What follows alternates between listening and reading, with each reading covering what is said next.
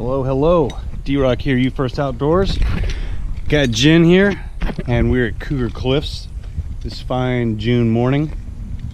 What we're doing here is we're going to practice doing large rappels, and what we're looking at down here, this is about 180 to 200 feet, somewhere in there, of air. So we've got 300-foot rope, actually 320 feet of brand new 9mm Sterling static canyoneering rope. So we're about to do Inglestead Canyon in a week, and the first rappel in that canyon is 300 feet. So we want to get a little accustomed to big rappels right off the back again. It's been a little while, and also we want to get used to coming down this brand new shiny rope.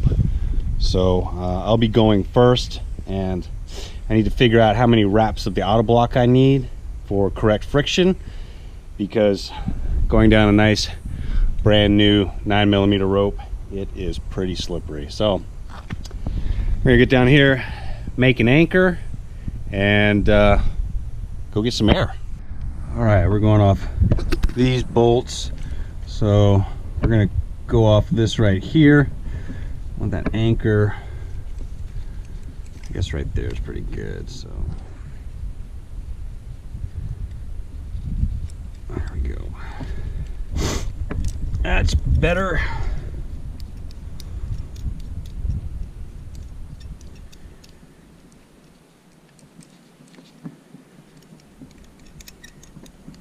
Yeah, that looks about right. Nice. All right, I'm going to do a triple clove hitch. So I'm put one over, two over. That's going to go behind. One more over, as such. That one's going to go behind. So there we go.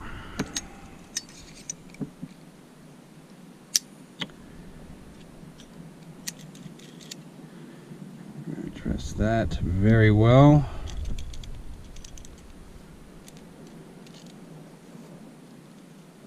Here we go. Tight, tight, tight.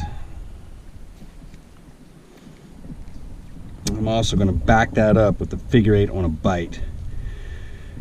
And we're going to do this a couple times, and Jen's going to come down, take that off, and the figure 8 on the bite when she comes down with the rope bag, which will have our pull cord on it. So we've got the triple hitch on. Looks good.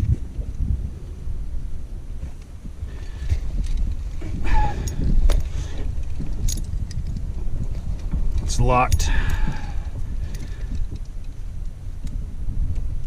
Yeah, that's not budging. It's looking good. Gate is up, so it's going to lay like that. And then I'm going to come back and put a figure 8 here.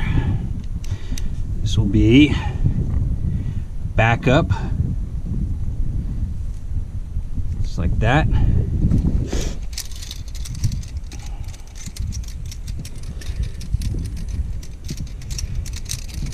Put another locking beater on that. Put this through my anchors.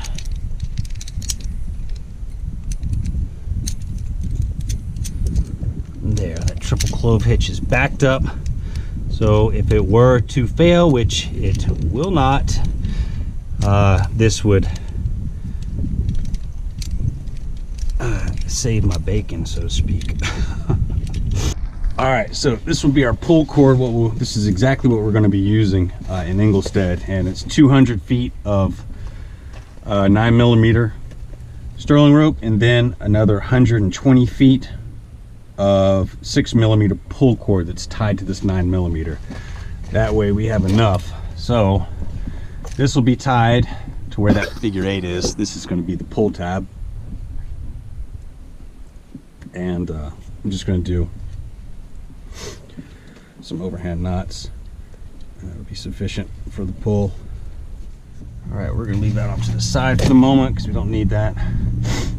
And a look where I'm going off of right now.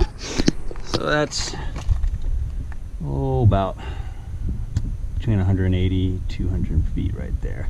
I'm actually tied in up top for safety. So all right, here goes the first drop, the brand new 320 rope coming down.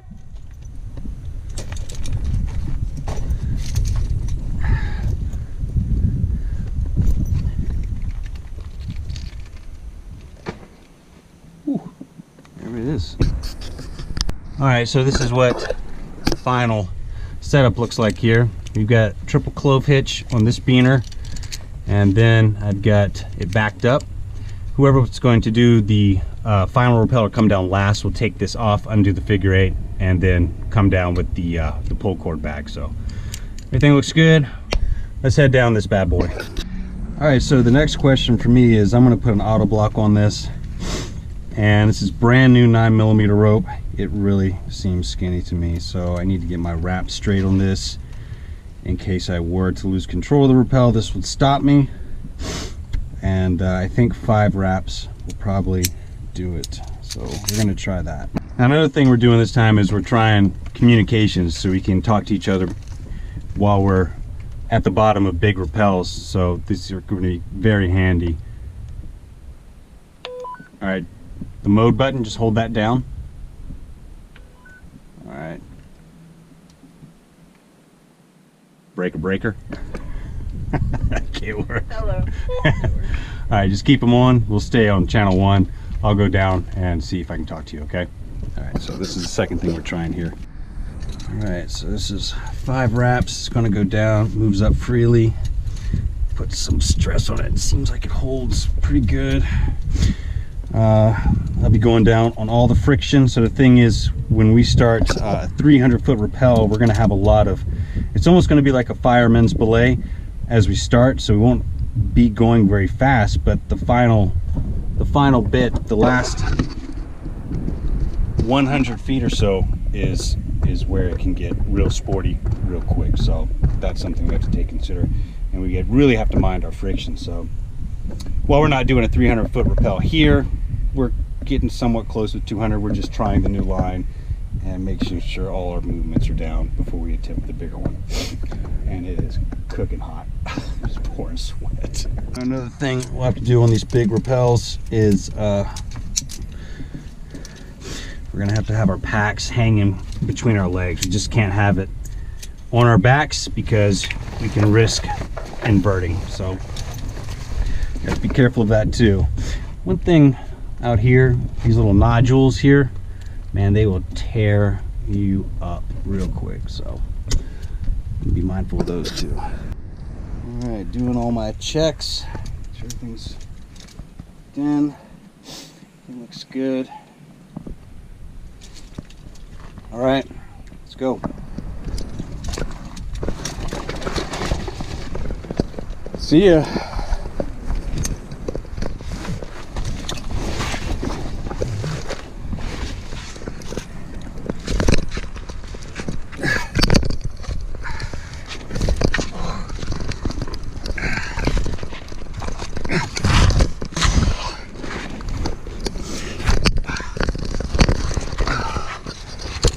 It's a kind of an odd start. Kind of got an overhanging ledge there.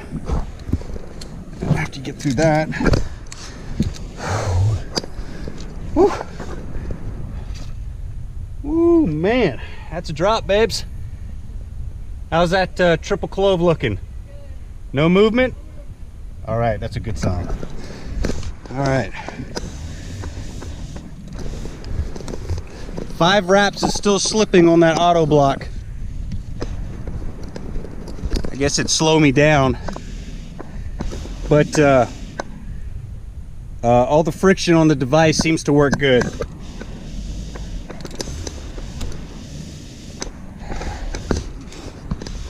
Whew. That is some air there. Now imagine that with another 100 feet on top of it. And that's Ingolstadt. But we got a nice easy descent, nice and slow. So we are in full control right now, which is where we want to be. Whew.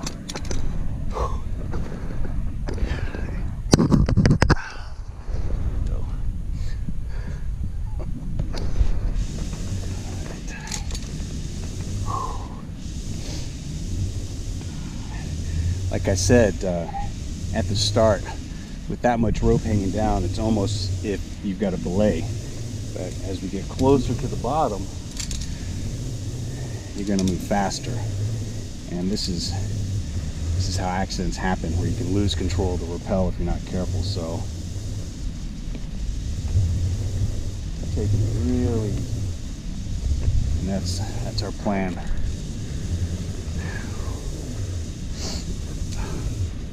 Great views though. Great views.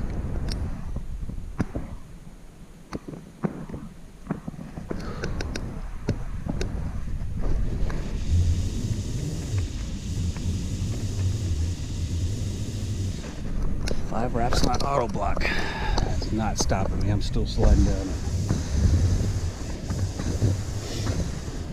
However, it is adding friction. So more friction the better on these big rappels.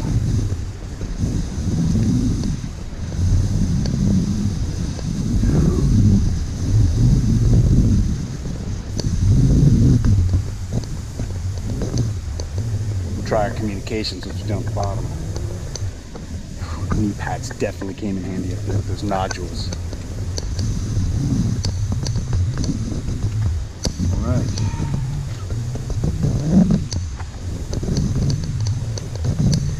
That was a fantastic rappel. You're safely down. All right. Back up that there. Let's see if we can get Jim on communications. Jen, I'm down. The rappel was a success, no problems. Over. Very cool. I'm going to go ahead and get this unhooked and come on down. Over. I hear you loud and clear. Communications sound great. Come on down. Hit me up on one more time. Let me know when you're on rope so I got you on belay. Over. Will do. Over. Nice.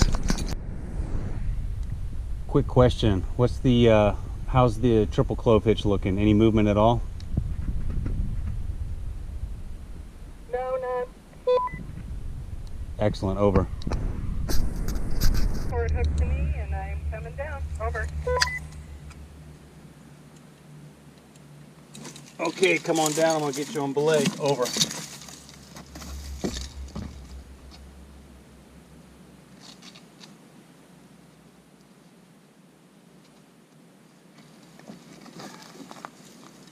So I'm actually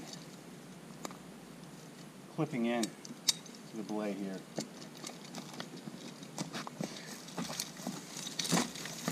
Okay. Check, see if that's all right. All right.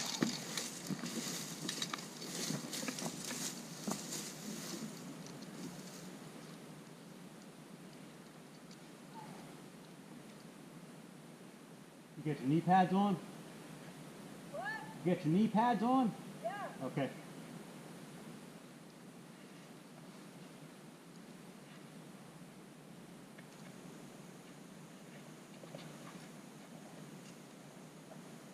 Oh, you're losing the rope. Rope's coming out. What? Your rope bag, Yeah. you need to make sure it's tight. It just spilled out.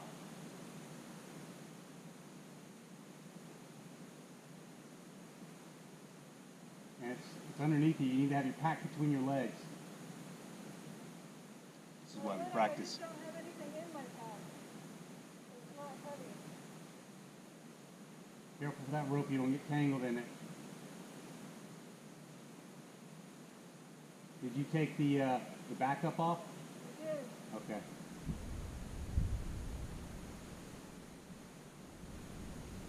You see that rope dangling underneath you? I do. Okay.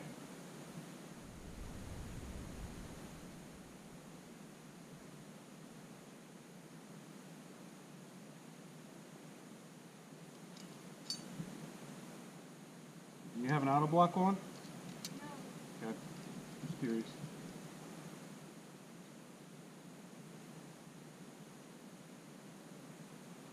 How's your descent? Looks pretty. Yeah. Get that from around your leg. It's wrapped around your right foot. Yeah, get it around your knee. Yeah, that needs to be on your left side next time, okay? I don't even think we'll hit the pull cord on that rope.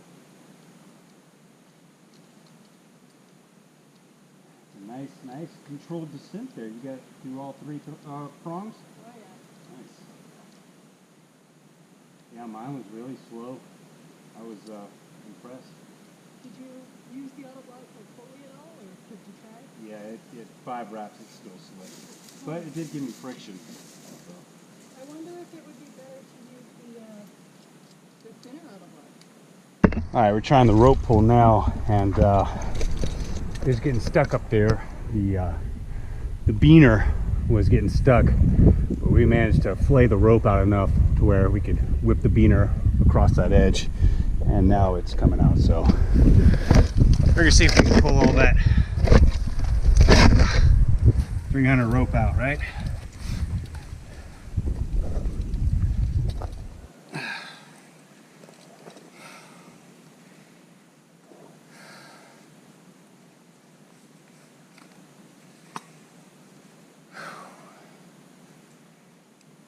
Do these knots real quick.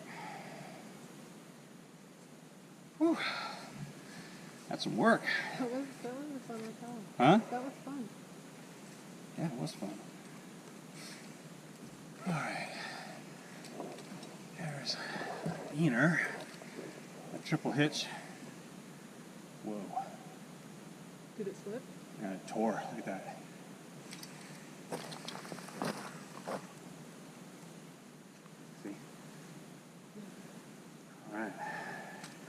This is going at the bottom. So you can see this is brand new rope, and the rope got abraded pretty badly on that pull. So this section of the rope will go into the bottom of the bag, and we'll be coming down top of it instead of using it as the beginning of a rappel. So gotta keep an eye out for things like that. However, the triple clove hitch did its job. I'm impressed with that. Heads up, got a lot of rope coming down. All right, here we go. Rope coming down. Whew. It's bringing rocks and crap with it too. All right. That's our climb up out of here. Jin's going first. Get a hand line to get up out of here. And that's where we came down from. About 180 to 200 feet, so. Whew. How's it feel in the sunlight? Nice and cool? It's 100 degrees today, so we came out here mid-morning, and now we gotta get out of here. It's too hot.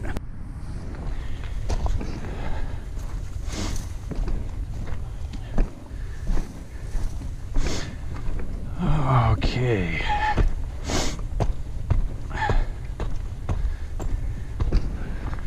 Here comes the sun.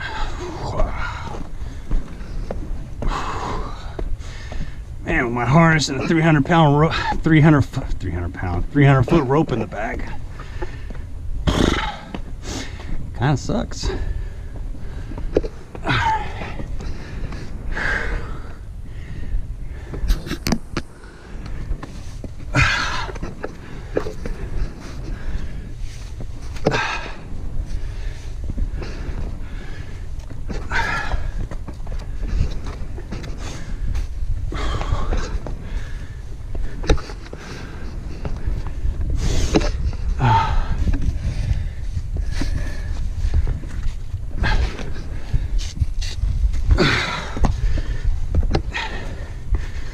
I climbed this one time. First time I did the rappel, There's no hand line here. Spooked me pretty good. Woo! Man.